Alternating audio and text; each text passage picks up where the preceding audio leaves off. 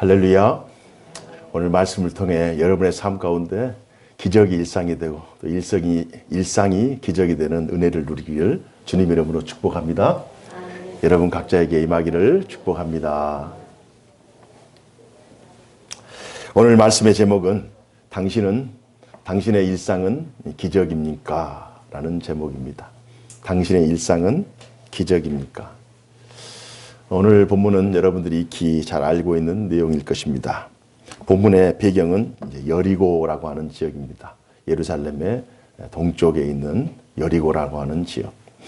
그 지역에서 맹인 두 사람이 길가에 앉아서 구걸을 하고 있습니다. 구걸을 하고 있는데 그때 예수님의 일행이 지나간다는 소리 소문을 듣습니다. 가까이 지나간다.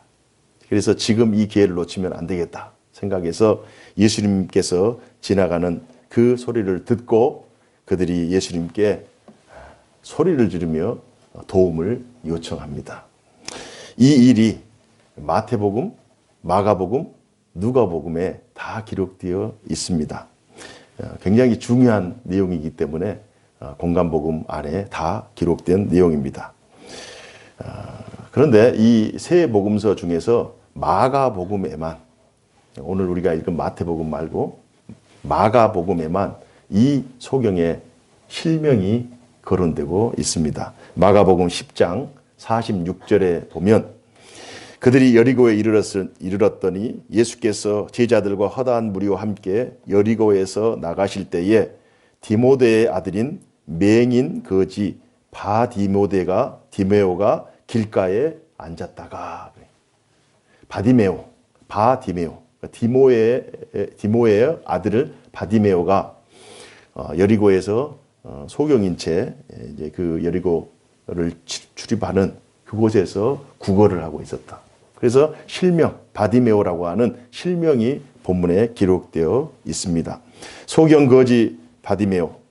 소경이라서 거지일 수도 있고 아니면 지금 현재 그를 돌봐줄 사람이 없기 때문에 그는 구걸을 하면서 연명을 하는, 구걸을 하면서 생활을 할 수밖에 없는 그러한 형편인지 우리는 알 수 없습니다. 그러나 정확한 사실은 그는 지금 눈을 보지 못하는 그런 소경이다. 그 소경 거지 바디메오가 마가복음 10장 47절에 나사렛 예수시란 말을 듣고 소리질러 이르되 다윗의 자손 예수여 나를 불쌍히 여기소서. 다윗의 자손 예수여 나를 불쌍히 여기소서 라고 하면서 크게 소리 지르면서 외치는 그 내용, 그 장면을 한번 여러분들이 한번 상상해 보시기 바랍니다. 사실 소경 또 거지 바디메오가 자신의 문제를 하나님 앞에 또 예수님께 내어놓기 위해서 죽을 힘을 다해서 안간 힘을 다해서 도와달라고 이렇게 외치는 그 장면. 사실 우리가 인생을 살아오면서 우리도 소경 거지 바디메오처럼 예수님 앞에 메어 달리면서 하나님 도와주십시오. 예수님 도와주십시오. 주님 나의 형편과 나의 사정을 주님 아시지 않습니까? 나의 연약함, 나의 부족함, 나의 간절함, 나의 소원을 주님 불쌍히 여기시고 도와주십시오. 이렇게 주님 앞에 외쳤던 적이 있습니다. 아니면 지금도 힘들어서 소리 없는 아우성으로 주님 앞에 정말 애절한 절규, 애절한 탄식을 하며 하루하루 살아갈 수도 있습니다. 아니면 체면 때문에 또 다른 사람의 이목 때문에 마음의 소원을 꾹 누르면서 아프면 아프다고 해야 되는데 아프다 하지도 못하고 힘들면 힘들다고 해야 되는데 힘들다고도 못하고 그냥 자기의 인생의 그 무게를 다 고스란히 짊어지고 묵묵하게 자신의 길을 걸어가고 있는 그러한 사람들이 우리의 삶 속에 참 많습니다. 하지만 바디메오는 자신의 문제를 해결하고자 예수님 앞에 나아갑니다. 용기를 냅니다. 그래서 소리를 질러서 다윗의 자손 예수여 나를 불쌍히 여겨 주옵소서. 간절하게 소리를 외칩니다. 바디메오가 예수님을 부를 때 어떻게 부르고 있는가? 두 문장을 사용해요. 첫 번째는 다윗의 자손 예수여 나를 불쌍히 여기소서. 다윗의 자손 예수여, 왕으로 오신 예수여, 당신이 이 세상의 모든 만물을 통치하는 유일한 왕입니다. 다윗의 자손 예수여 라고 하는 이 말 속에는 당신만이 나의 필요를 채울 수 있는 진정한 왕입니다 라고 하는 그 주님의 왕권을 인정하는 그 신앙 고백이 담겨져 있고요.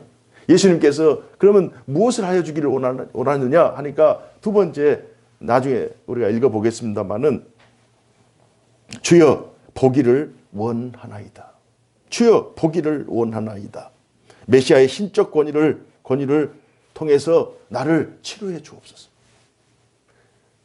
왕이신 예수여, 당신의 신성, 당신의 그 영광, 당신의 그 신적 권위로 나를 치료해 주옵소서. 이 두 마디가 바디모의 그 예수님을 향한 외침에 다 녹아져 있는 거예요. 신앙 고백을 통해서 주님의 주님 되심, 주님의 왕 되심, 주님의 그 신적 권위를 인정했어요.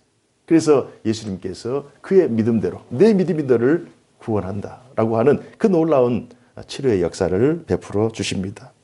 마태복음 20장은 우리가 이 지금 소경 거지 바디메오의 내용이 담겨 있는 그 내용, 그리고 이 20장 마태복음 20장 초반에는 정말 연약한 품꾼들, 자격 없는 품꾼들을 부르시는 그 주인의 마음, 또 제자들을 정말 사명감 있는 제자들로 다시 부르시고 다시 재교육시키는 그 예수님의 부르심.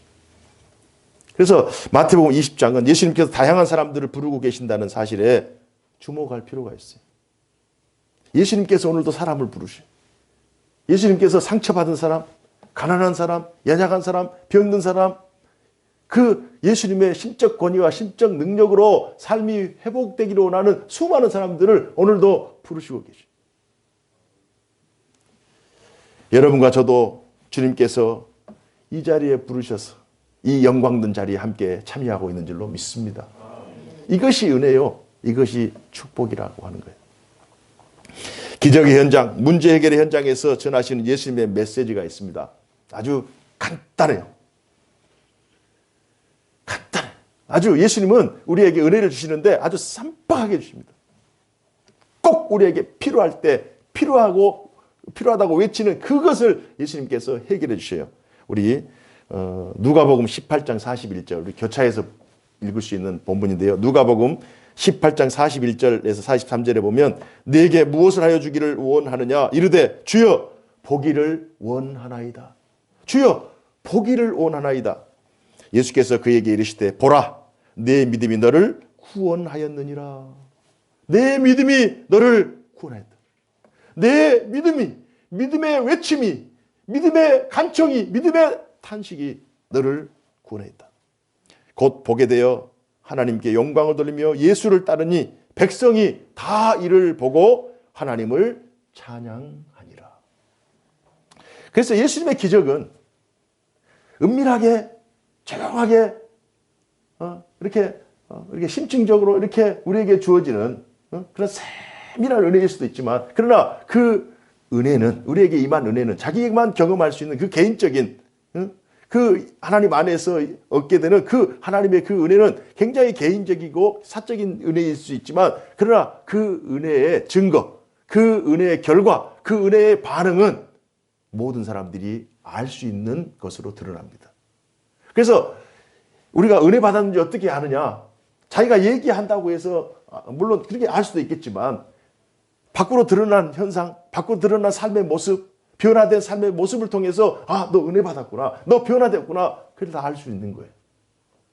그래서 이 소경 거지 바디메오가 새롭게 회복되고 치료되고 정상인으로 다시 거듭난 이 사실을 보고 많은 사람들이 다 하나님 앞에 영광을 돌렸다. 하나님을 찬양했다. 어쩌면 바디메오의 절규가 다른 사람들에게는 다소 불편하고 또 다른 사람들에게 참 방해가 되는 그러한 외침이 있을 수도 있어요. 그들은 바디메오의 언어에 관심이 없었어요. 바디메오의 문제에 관심이 없었어요. 제자들도 마찬가지고 무리와 군중도 마찬가지고 시끄럽다 시끄럽다. 너 그만 좀 징징대라. 그만 좀 죽는다는 소리 좀 그만 좀 해라. 힘들다는 소리 좀 그만 좀 해라. 나는 죽겠는데 나는 죽어서 나 죽고 싶습니다. 좀 살려주십시오. 이렇게 애원하고 탄식하고 하나님 앞에 나와서 매달리는데 울부짖고 기도하고 하나님 앞에 탄식하는데 옆에 사람들은 한두 번 그래 힘들겠다 하지만은 계속 하게 되면 그만 좀 해라. 이제 스톱해. 이렇게 하면서 우리가 하나님 앞에 나아가는 것을 방해할 때 제지할 때가 있어요. 하지만 예수님은 그의 절규를 구원을 갈망하는 영혼의 탄식으로 이해합니다. 그들이 일반 사람들이 받아들이는 언어와 예수님께서 해석하는 언어가 차이가 있는 거예요. 부르짖을 때는 오직 예수님을 바라봐야 돼요. 다른 조건, 환경, 내가 거지이기 때문에, 내가 소경이기 때문에 다른 사람들이 너는 죗값으로 너는 소경 거지다 이렇게 핀잔을 두고 다른 사람들이 어떤 그 평가하는 그 평가에 너무 주눅이 들어서 하나님 앞에 나아가는 것이 방해가 되면 안 돼요. 주저하면 안 돼요. 우리는 하나님 앞에 나아갈 때 오직 하나님만 바라봐야 돼요. 오직 하나님에게만 집중해야 돼요. 다른 요소들은 다 통과시켜요. 다 패스시켜야 돼요. 오직 예수님에게만 집중해야 돼요. 우리의 필요를 구하기 위해서. 예수님 해가지고 예수님에게만 우리의 필요를 구해야 됩니다.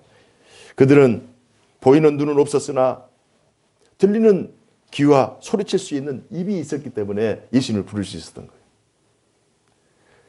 소경, 거지, 눈은 볼 수 없어요. 장애를 가지고 있기 때문에 예수님을 볼 수는 없어요. 그러나 귀는 열려 있고 입은 열려 있어요. 말을 할 수 있어요.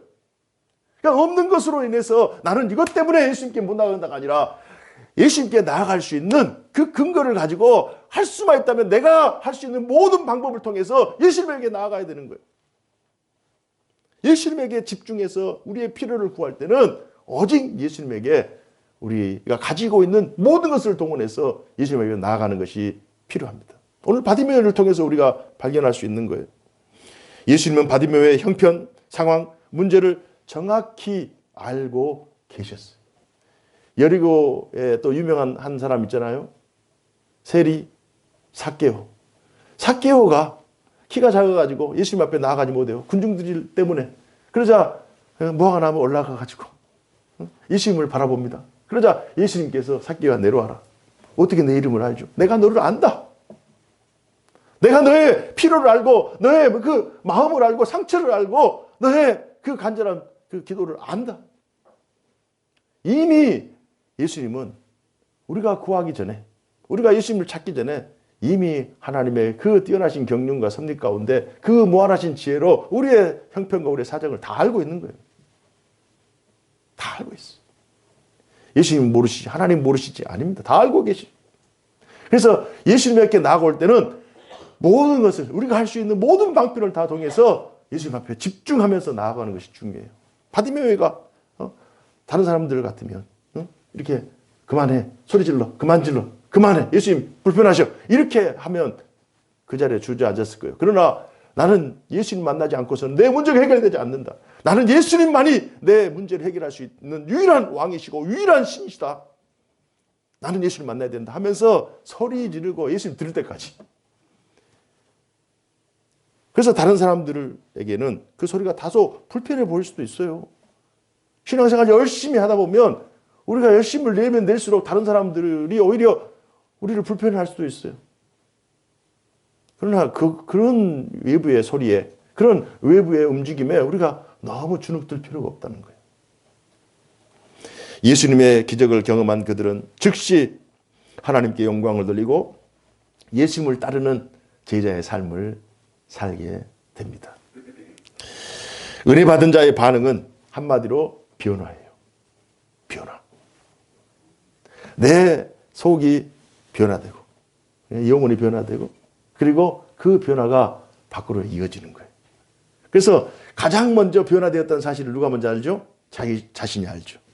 자기 자신이 알고 그 다음에 자연스럽게 외부의 사람들이 알게 됩니다. 가장 가까운 사람부터 알게 돼요. 그런데 나는 변화되었다고 하는데 다른 사람이 몰라준다? 그럼 진정한 변화가 아니에요.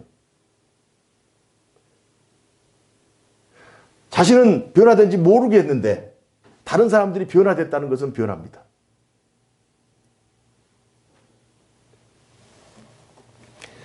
은혜 받은 자의 가장 중요한 특징은 변화예요. 세 가지 변화를 우리가 생각해 볼 수 있는데요. 첫 번째 변화가 생각이 변화입니다. 생각이 변화. 전에는 현세적이고 세상적인 생각들, 세상의 성공, 세상의 가치, 그리고 너무 물질주의적인 생각, 그리고 한시적인 생각. 우리의 생각이 이 세계를 뛰어넘지 못해요. 이 세계를 뛰어넘어서 영원한 세계를 바라봐야 돼요. 이 세상을 뛰어넘는 하나님의 나라, 영원한 나라를 바라봐야 되는데, 그리고 눈에 보이는 물질적인 세계에 갇혀가지고 그것만 우리 생각이 갇혀버려요. 그러나 그 물질을 뛰어넘는 영적인 그 은혜가 있고 하나님의 보이지 않는 하나님의 손이 있다는 사실을 우리가 알아야 되는데 이 생각이 갇혀버려요. 그러니까 은혜 받았을 때는 이제 생각에 그 무한한 확장이 일어나는 거예요. 1차원, 2차원, 3차원, 4차원의 생각을 펼치게 되는 거예요. 그러면서 전에는 내 생각, 나에게 갖춰진 생각, 또 내 주관적인 생각에서 이제는 하나님을 의식하는 생각, 또 하나님께서 나를 어떻게 바라볼 것인가, 또 여러 이제 관계적인 생각, 연합적인 생각 하면서 굉장히 사람이 고차원적인 사람이 되어버리는 거예요. 진짜 그렇습니다. 그래서 완전히 사람이 고차원적인 사람이 되어버려요. 그러니까 우리가 은혜 받으면 그렇게 변화되는 거예요. 두 번째로는 행동의 변화예요. 전에는 나 중심의 행위에서 이제는 이타적인 행동인.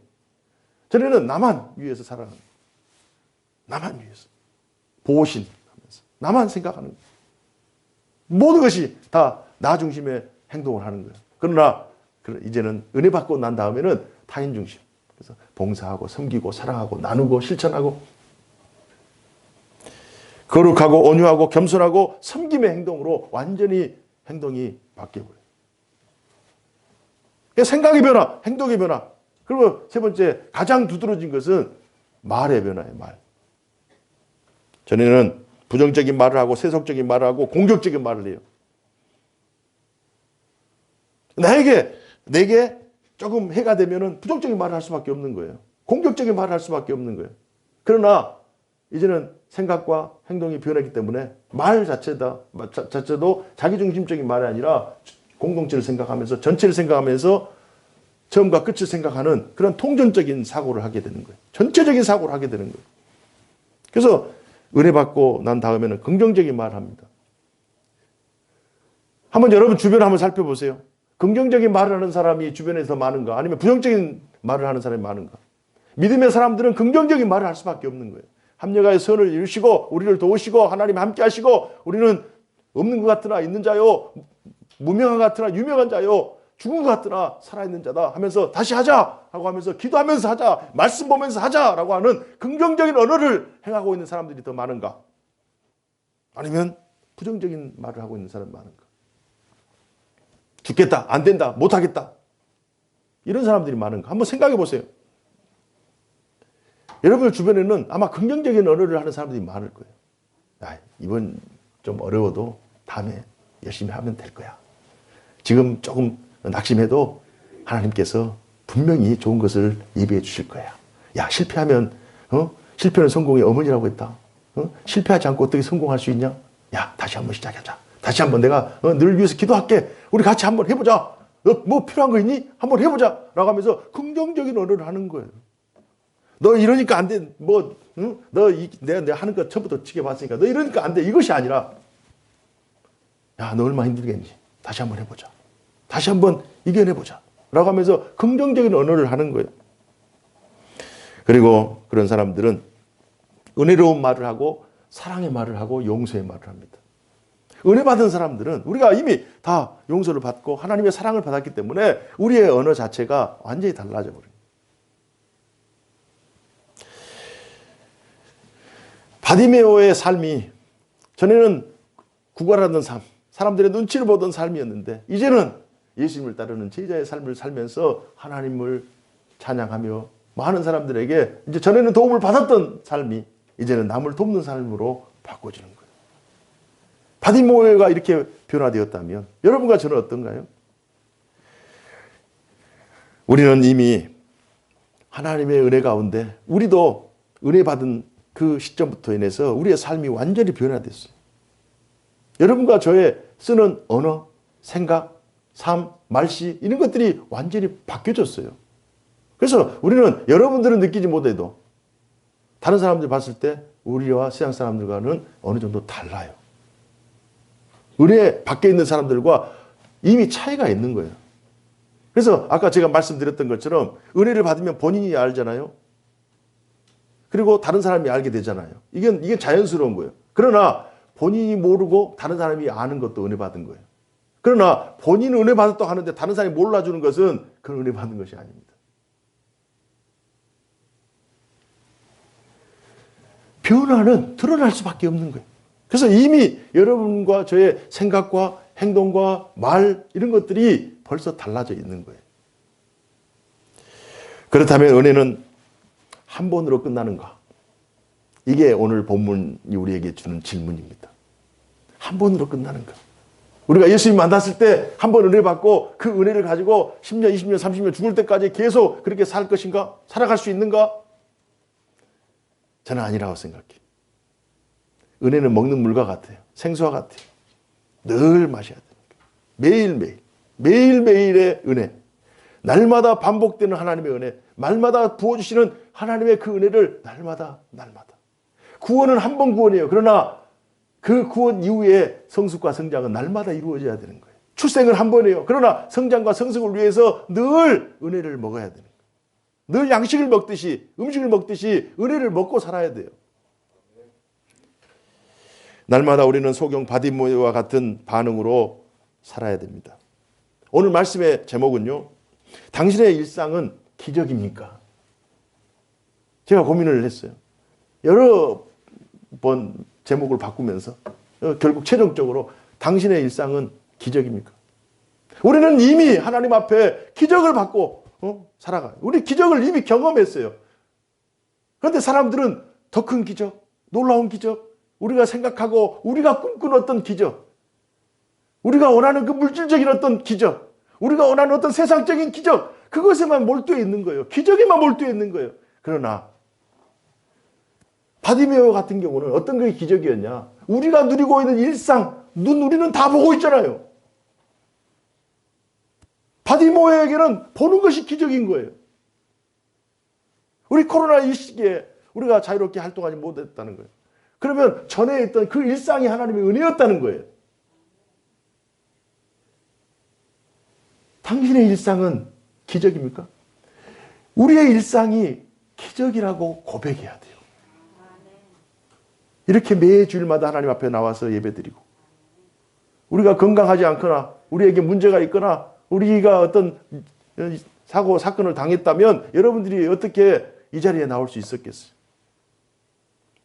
우리의 가정, 우리의 삶, 우리의 모든 면이 다 우리의 일상이 기적인데 우리의 일상이 기적이라는 사실을 고백하지 못하고 기적에만 몰두해서 더 큰 어떤 변화, 어떤 엄청난 뭐가 있어야 기적인 것처럼 그것이 은혜인 것처럼 생각하는 거예요. 그러나 그렇지 않아요. 그렇지 않아요. 소경 바디메오에게 기적은 자신의 눈으로 세상을 보는 것이었습니다. 우리가 생각할 때는 아무것도 아닌 거예요. 우리는 날 때부터 지금까지 한 번도 우리가 보기 때문에 감사하지 못한 거예요. 내가 볼 수 있어서, 내가 들을 수 있어서, 내가 걸을 수 있어서, 내가 먹을 수 있어서, 내가 다른 사람들과 함께 생활할 수 있어서, 우리 가족이 있어서, 교회가 있어서 그냥 주는 것으로 그냥 날 때부터 그냥 임한 것이니까 그냥 너무 당연한 거예요. 그러나 바디메오에게는 이게 기적인 거예요. 우리는 이미 세상을 보고 있고 육신의 눈으로 볼 수 없는 영원한 세계를 볼 수 있는 영안까지 우리가 소유하고 있다는 사실. 이게 은혜요. 이게 기적이 아닙니까? 우리의 일상은 이미 기적의 현장이고 은혜의 현장인 줄로 믿습니다. 우리의 일상은 이미 기적의 현장이고 은혜의 현장이에요. 우리의 삶이 어제의 연속이 아닙니다. 어제와 오늘은 달라요. 시간이 다르고 우리의 생각이 다르고요. 우리의 시간이 달라요. 다 달라요. 어제하고 오늘은 다른 거예요. 하나님께서 어제 은혜를 베푸셨듯이 오늘도 은혜를 베푸시는 거예요. 오늘도 은혜를 베푸시네. 내일도 은혜를 베푸시네. 아, 이게 은혜예요. 이걸 깨달아야 돼요. 내가 얼마나 은혜 안에 있는가. 다른 사람과 비교하지 마시고 다른 사람의 평가에 너무 민감히 하지 마시고 내가 하나님의 말씀을 읽을 때 예배 드릴 때 또 같이 식구들이랑 같이 살 때 또 교회에 같이 나오고 신앙생활 할 때 아, 이게 은혜다. 이게 은혜다. 이게 은혜고 이것이 하나님의 은총이다. 내게 세상을 볼 수 있는 육신의 눈뿐만 아니라 영원한 세계를 바라볼 수 있는 영적인 안목을 하나님께서 허락해 주셨다. 이걸 깨닫는 것이 은혜인 거예요. 혹시 여러분 엔돌핀 아세요? 엔돌핀은 암을 치료할 수 있다고 그래요. 엔돌핀은 어떨 때 많이 발생합니까? 많이 웃을 때 발생한다는 거예요. 그래서 웃으면 복이 와요 하면서 억지로라도 웃으라는 거예요. 억지로라도 웃으면 엔돌핀이 발생한다는 거예요. 그런데 엔돌핀은 우리가 먹을 수 없잖아요. 웃어야 되니까. 엔돌핀보다도 더 뛰어난 그 비타민, 에너지가 있다는 거예요. 에너지. 그것이 뭐냐? 다이돌핀이라는 다이돌핀. 다이돌핀은 엔돌핀의 4,000배라고 하는 거예요. 그 의학 물질, 이거 판명된 거예요.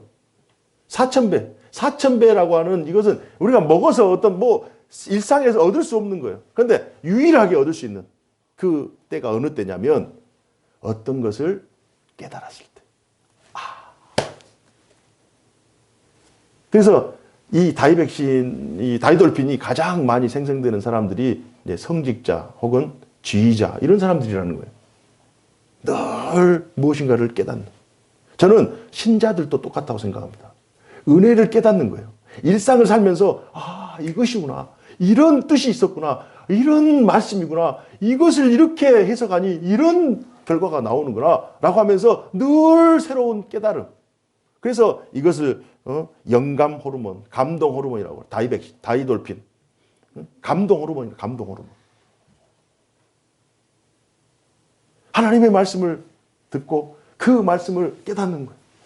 그리고 그 말씀으로 다시 한번 우리의 일상에 적용해 보면서 또 깨달은 거예요. 그러면서 이게 하나님의 뜻이었구나. 이게 하나님의 은혜였구나. 라고 하면서 하는 그 탄식 있잖아요. 탄식을 할 때 그때 다이돌핀이 발생한답니다. 그것이 영감 호르몬. 저도 늘 말씀을 준비하면서 깨닫고 은혜 가운데 살거든요. 그래서 보기에 아주 제가 20대 때 이 얼굴이었는데 30년 지나도 아주 그대로예요. 얼마나 감사한지 몰라요. 이 신자들이 건강하게 은혜 안에 있으면 건강하게 우리 권사님들처럼 아주 건강하게 아주 오래오래 살면서 이렇게 살아갈 수밖에 없는 거예요. 다이돌핀이 발생하니까. 그럼 이 엔돌핀의 4,000배라고 하면 어마어마한 거 아닙니까? 그러니까 늘 말씀 안에 살고 늘 그 영적인 감각을 가지고 살고 깨달음을 가지고 살고 기적이 일상이다. 우리의 일상이 기적이다. 이걸 깨닫는 오늘 말씀을 통해서 이걸 깨달아야 된다는 거예요. 바디메오에게 주어진 그 기적은 오늘날 우리에게 날마다 이루어지는 기적. 날 때부터 지금까지 이게 은혜였구나. 여러분의 삶 가운데 정말 일상이 기적이다. 일상이 하나님의 은혜다. 내가 은혜의 최정점에 있다. 라고 하는 이 사실을 고백함으로 날마다 감사와 기쁨이 충만한 복된 삶을 사시기를 주님 이름으로 축복합니다. 기도하겠습니다. 사시고 역사하신 하나님 아버지 감사합니다. 하나님 오늘 말씀을 통해 바디모에게 임했던 그 놀라우신 은혜가 우리들에게도 이미 임한 줄로 믿습니다. 우리도 하나님의 은혜와 하나님의 축복의 삶을 살고 있고 또 하나님께서 저희들을 향한 놀라운 계획과 뜻이 있어서 우리가 하나님의 손에 붙들린 하나님의 사람으로 하루하루 살아갈 수 있도록 도와주시니 감사합니다. 우리의 일상이 은혜임을 고백합니다. 우리의 일상이 기적임을 고백합니다. 이 놀라운 하나님의 역사에 눈을 뜨게 하여 주시고 하나님의 구원 역사에 정말 빛과 같이 보석과 같이 아름답고 빛난 저희들의 삶이 되게 하여 주옵소서. 허락하심을 믿사옵고 살아계신 주 예수님 이름으로 감사하며 기도하옵나이다. 아멘.